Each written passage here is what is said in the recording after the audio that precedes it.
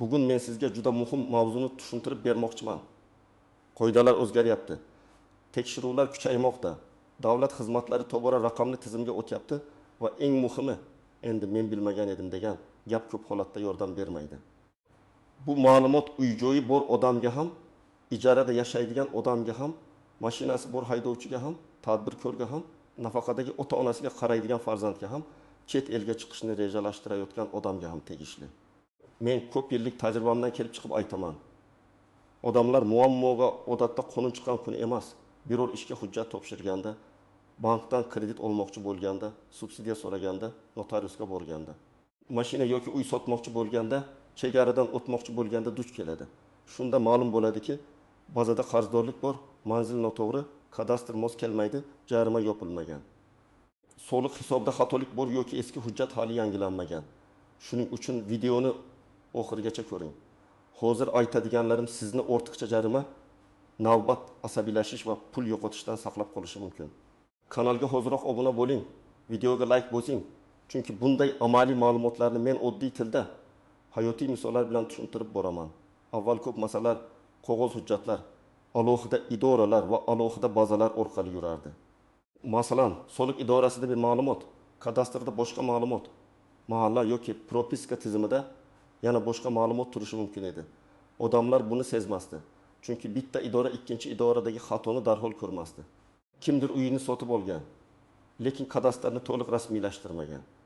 Kimdir mashinasiga jarima tushgan, lekin pochta kelmagani uchun bilmagan. Kimdir ijarada yashab kelgan, lekin vaqtincha ro'yxatdan o'tmagan. Kimdir pasport yoki ID karta ma'lumotini yangilagan, lekin bank, soliq yoki boshqa tizimlarda eski ma'lumot qolib ketgan. Endi esa vaziyat boshqacha.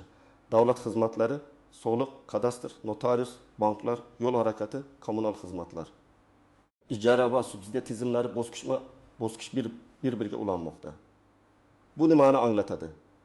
Siz haqingizdagi ma'lumotlar endi faqat bitta papkada yotmaydi. Tizimlar bir-birini tekshiradi. Agar bir joyda xato bo'lsa, u boshqa joyda muammo bo'lib chiqishi mumkin. Masalan, siz uy sotmoqchisiz. Oldin notariusga borganingizda ayrim narsalar keyin aniqlanishi mumkin edi. Hozir esa kadastr soliq qarzdorligi, kommunal qarzlar, taqiq yoki cheklovlar tezroq ko'rinadi. Yoki siz subsidiya olmoqchisiz. Tizim sizning daromadingizni, rasmiy ish joyingizni, nomingizdagi mol-mulkni, oilaviy tarkibni, manzilni solishtiradi. Bir joyda noto'g'ri ma'lumot bo'lsa, siz haqiqatan ham yordamga muhtoj bo'lsangiz ham rad javobi olishingiz mumkin. Men bu o'zgarishlarni yomon narsa deb aytmayman. Aksincha, tartib bo'lsa, firibgarlik kamayadi. Haqqi bor odamning huquqi himoya qilinadi. Lekin oddiy fuqarolar uchun xavf shundaki, ko'pchilik o'z ma'lumotlarini oldindan tekshirmaydi. Muammo chiqqandan keyin esa vaqt kam bo'ladi.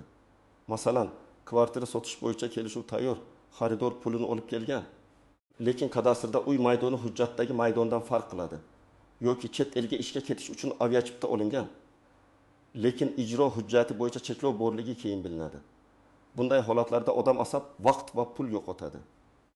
Asosiy qismi nimalarni bilish kerak, kim xavotir olishi kerak, kim tinch bo'lishi mumkin birinchi navbatda.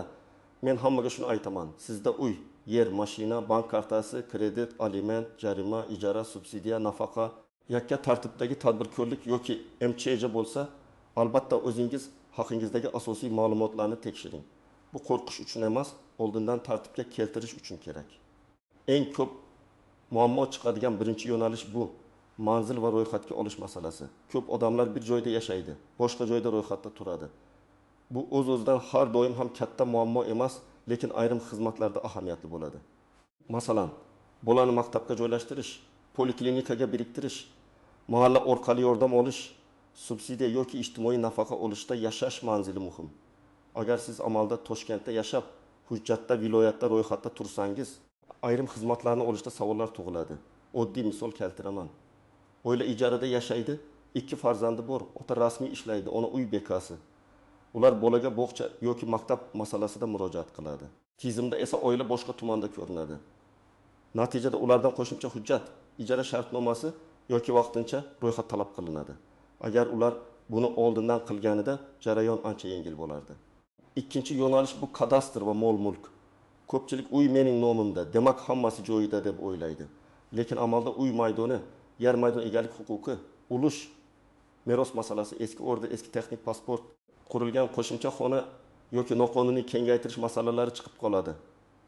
Ayniqsa hovli joylarda bu ko'p uchraydi. Masalan, hujjatda uy yaqinda kvadrat metr, amalda esa 20 kvadrat metr.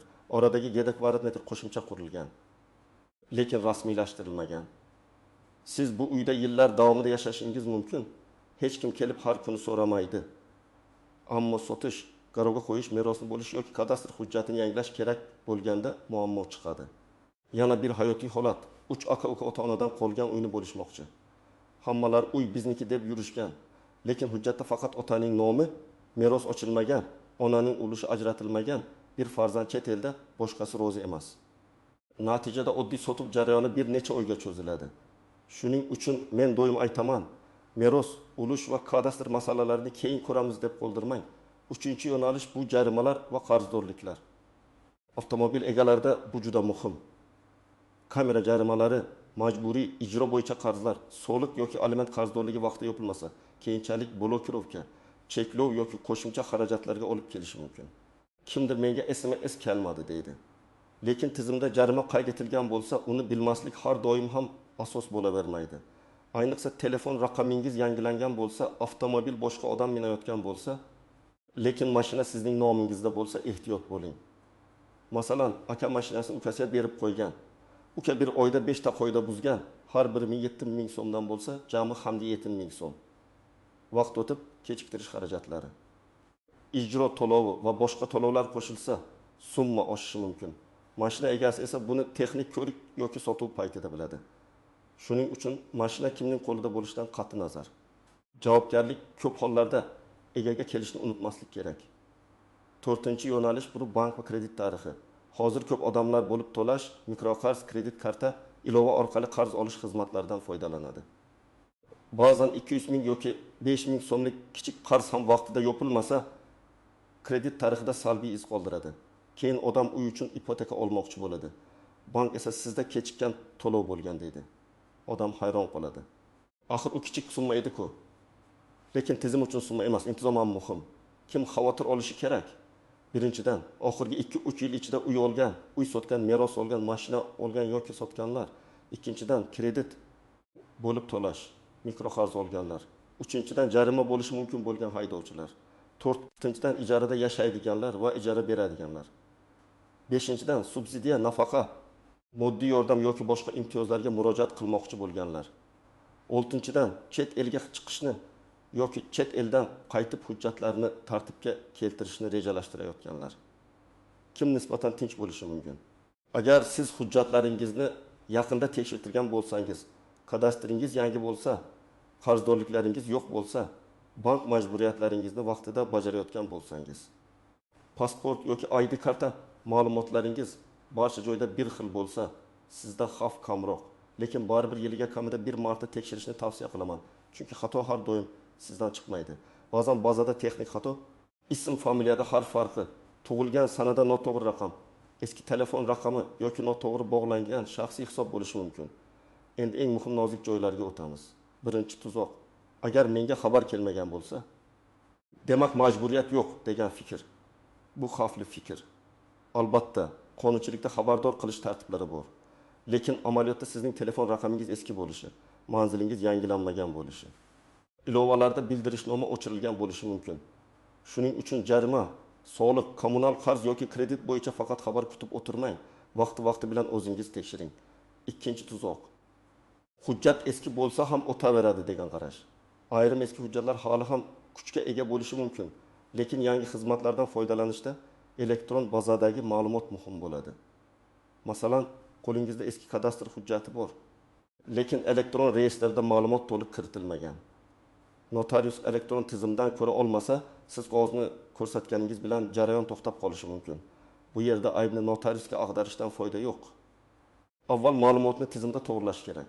Uchinchi nozik jihat. Familiya, ism va otasining ismidagi farqlar.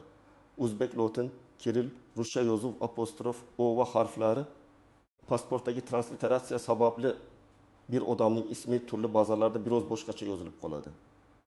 Masalan, pasportda Oktam, bankda Uktam, soliq bazasida Oktam bo'lishi mumkin. Odatda bu mayda narsa bo'lib ko'rinadi, lekin ayrim tizimlarda avtomatik solishtirishda muammo tug'diradi. Ayniqsa chet elga hujjat tayyorlash, diplom, tug'ilganlik guvohnomasi, nikoh guvohnomasi, meros va bank operatsiyalarida ismlarning mosligi juda muhim. 4-nozik jihat, qarindosh nomidagi mulk va haqiqiy foydalanish. Ko'p oilalarda uy otaning nomida, mashina akaning nomida. Biznes do'stning nomida, lekin amalda boshqa odam foydalanadi. Bu kundalik hayotda qulay tuyulishi mumkin. Ammo huquqiy tomondan mulk kimning nomida bo'lsa, javobgarlik va huquq ham ko'pincha o'sha odamga bog'lanadi. Agar mashina siz minayotgan bo'lsa-yu, nomi boshqa odamda bo'lsa, sotishda, jarimada, sug'urtada, merosda nomi chiqishi mumkin. Agar uy sizning pulingizga olingan, lekin boshqa qarindosh nomida bo'lsa, keyin kelishmovchilik bo'lsa, men pul berganman degan gapni isbotlash qiyin bo'ladi. 5-nozik ijara masalasi. Ijarada yashaydigan odamlar ham, uyni ijaraga beradiganlar ham hujjatni to'g'ri qilishdan qochmasligi kerak. Og'zaki kelishuv bugun yaxshi ishlashi mumkin, lekin ertaga nizo bo'lsa, kim haq ekanini isbotlash qiyin. Masalan, ijarachi 6 oy yashab kommunal to'lovlarni to'lamay ketdi yoki uy egasi bir kunda chiqib ketdi dedi. Agar shartnoma bo'lsa, to'lov miqdori, muddat, kommunal xarajatlar, depozit, ta'mirlash, zarar yetkazish masalalari aniq bo'ladi. Agar shartnoma bo'lmasa, hammasi gapga qoladi. 6-nozik jihat, imtiyoz va subsidiya olishda qog'ozdagi holat muhim. Oila daromadi past, lekin otaning nomida eski, ishlamayotgan mashina turibdi. Yoki bir odam allaqachon sotilgan deb o'ylagan mulkni rasmiy sotuvsiz boshqa birovga berib yuborgan, lekin hujjatda hali ham uning nomida. Tizim esa sizning nomingizda mol-mulk bor deb ko'rsatadi. Natijada imtiyoz rad etilishi mumkin. Shuning uchun siz foydalanmayotgan, lekin nomingizda turgan mol-mulklarni ham tekshiring. 7-nozik jihat. To'lovni qilganingizni isbotlovchi dalil. Men har doim tavsiya qilaman, har qanday muhim to'lov bo'yicha kvitansiya, chek yoki elektron tasdiqni saqlang. Ayniqsa soliq, jarima, kredit, aliment, ijara, kommunal to'lovlar. Men to'laganman degan gap yetarli bo'lmaydi. Tizimda ko'rinmasa, sizga dalil kerak bo'ladi. Elektron chekni telefoningizda alohida papkada saqlang, muhimlarni bulutli xotiraga yoki elektron pochtangizga yuboring. 8-nozik jihat. Ishonchnoma. Ko'p odamlar ishonchnoma berib, keyin unutib yuboradi. Masalan, mashinani sotish uchun yoki hujjat yuritish uchun ishonchnoma beriladi. Keyin munosabatlar soviydi, odam boshqa shaharga ketadi. Ishonchnoma esa hali amal qiladi. Ishonchnoma orqali qaysi vakolatlar berilganini aniq bilish kerak. Keraksiz ishonchnomalarni bekor qilish yoki muddatini nazorat qilish muhim. Endi men sizga aniq qadamlarni aytaman. Birinchi qadam, shaxsiy hujjatlaringizni tekshiring. ID karta yoki pasport, tug'ilganlik guvohnomasi, nikoh yoki ajrim hujjati, farzandlaringizning hujjatlari, familiya o'zgargan bo'lsa, shu bo'yicha hujjatlar bir-biriga mos kelishini ko'ring.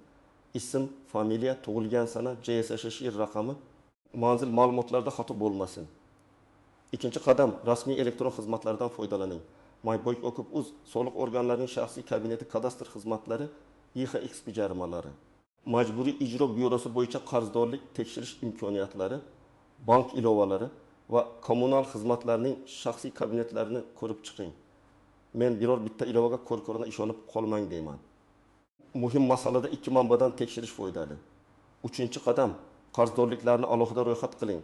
Qog'ozga yoki telefoningizdagi eslatmaga yozing. Soliq, jarima, kredit, kommunal, aliment, ijara, majburiy ijro, bank oldidagi majburiyatlar. Har birining yoniga summa, muddat, to'lov sanasi va chek bor yo'qligini yozing. Agar qarz bo'lmasa ham tekshirildi deb sana qo'ying. Bu odat sizni kelajakda ko'p muammolardan himoya qiladi. 4-qadam. Mol-mulklaringizni tekshiring. Uyingiz, yeringiz, mashinangiz, ulushingiz bor korxona yoki do'koningiz bo'lsa, hammasi hujjatda qanday ko'rsatilganini aniqlang. Agar uyda qo'shimcha qurilish bo'lsa, kadastrga mos keladimi, yo'qmi? Tekshiring. Agar mashina allaqachon sotilgan bo'lsa, lekin rasmiy sotuv qilinmagan bo'lsa, bu juda xavfli. Ishonchnoma bilan sotib yubordim degan holatlarda mashina hujjatda baribir sizning nomingizda turishi mumkin. Jarima, soliq. Tiq bo'lsa, birinchi savol egasi keladi. 5-qadam, manzil va yashash holatini tartibga keltiring. Agar doimiy ro'yxat boshqa joyda, amalda boshqa joyda yashasangiz, sizga kerak bo'ladigan xizmatlarga qarab vaqtincha ro'yxat. Ijara shartnomasi yoki boshqa tasdiqlovchi hujjatlarni tayyorlang. Bolalar maktabi, bog'cha, tibbiyot, ijtimoiy yordam, ishga joylashish va bank xizmatlari uchun manzil masalasi muhim bo'lishi mumkin. 6-qadam, Agar xato topsangiz, uni og'zaki emas, yozma tartibda tuzatishga harakat qiling. Idoraga borganingizda menga shuni to'g'rilab bering deb aytishning o'zi yetmasligi mumkin. Ariza yozing, arizada nimani so'rayotganingizni aniq ko'rsating. Falon bazada familiyam noto'g'ri kiritilgan, kadastr ma'lumotida maydon noto'g'ri ko'rsatilgan, to'langan jarima yopilmagan, qarzdorlik noto'g'ri aks etmoqda. Arizaga pasport nusxasi, hujjat nusxasi, chek, shartnoma, guvohnoma yoki boshqa dalillarni ilova qiling. Ariza qabul qilinganini tasdiqlovchi raqam yoki muhrni oling. 7-qadam, muhim hujjatlarning elektron nusxasini yarating. Pasport, ID karta, kadastr, texnik pasport, haydovchilik guvohnomasi, nikoh guvohnomasi, farzandlar hujjati, shartnomalar, bank to'lovlari, jarima to'lovlari, sud yoki ijro hujjatlari skaner yoki sifatli surat ko'rinishida saqlansin.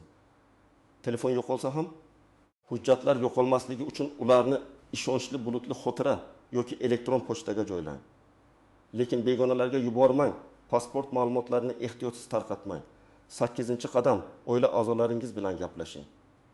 Ko'p muammolar odamning o'zidan emas, oilaviy kelishilmagan holatlardan chiqadi.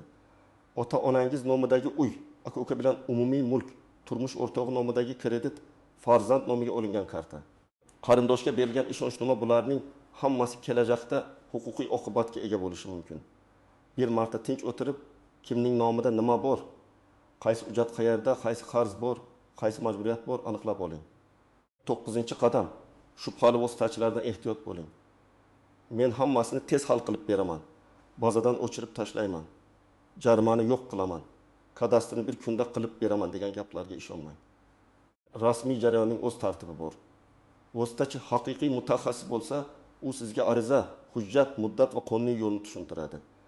Agar u faqat pul so'rab, hech qanday rasmiy iz qoldirmasa, bu xavf belgisi. 10-qadam. Katta qaror oldidan tekshiruv qiling. Uy olishdan oldin kadastrni, qarzdorlikni, taqiq bor yo'qligini tekshiring. Mashina olishdan oldin jarima, taqiq, kredit garovi yoki boshqa cheklovlarni tekshiring. Kredit olishdan oldin kredit tarixingizni ko'ring. Chet elga chiqishdan oldin jarima, aliment, ijro hujjati bo'yicha cheklovlar yo'qligini aniqlang. Subsidiya yoki nafaqa so'rashdan oldin oilaviy tarkib, daromad, mulk va manzil ma'lumotlarini tartibga keltiring. Men yana bir narsani alohida ta'kidlayman. Agar sizda muammo chiqsa, vahima qilmang. Ko'p xatolar tuzatiladi. Muhimi dalil to'plash, rasmiy ariza berish va jarayonni kuzatish. Agar masala murakkab bo'lsa, masalan meros, sud, katta qarz, mulk nizosi yoki firibgarlik bo'lsa, malakali yuristga murojaat qiling. Internetdagi umumiy maslahatlar yo'l ko'rsatadi. Lekin har bir ishning o'z hujjati va o'z tafsiloti bor. Bugungi mavzuning asosiy mazmuni shuki, qoidalar o'zgaryapti, tizimlar raqamli bo'lyapti. Ma'lumotlar bir-biri bilan solishtirilmoqda. Bu sharoitda eng aqlli yo'l muammo chiqqandan keyin yugurish emas, oldindan tekshirib, xatolarni tartibga keltirishdir. Manzilingiz, kadastringiz, jarimalaringiz, qarzlaringiz, bank majburiyatlaringiz, oilaviy hujjatlaringiz va mol-mulklaringiz bo'yicha hammasi to'g'ri ekanini tekshiring. Agar siz bugun yarim soat vaqt ajratsangiz, ertaga bir necha kunlik yugur, katta xarajat yoki muhim kelishuv buzilishining oldini olishingiz mumkin. Men ekspert sifatida shuni maslahat beraman. Har bir fuqaro yilga kamida bir marta o'z hujjatlari va qarzdorliklarini tekshirib chiqishi kerak. Ayniqsa uy sotish, mashina olish, kredit olish, subsidiya so'rash, chet elga chiqish yoki meros masalasidan oldin bu ishni albatta qiling. Sizda shunday holat bo'lganmi? Jarima, kadastr, manzil, bank yoki boshqa bazadagi xato sabab muammoga duch kelganmisiz? Izohlarda yozing, boshqalarga ham foydasi tegadi. Video foydali bo'lgan bo'lsa, like bosing. Kanalga obuna bo'ling va yaqinlaringizga yuboring. Chunki bu mavzu haqiqatan ham hammaga tegishli. Qoidalar o'zgaryapti. Endi har kim o'z ma'lumotini tekshirishi kerak.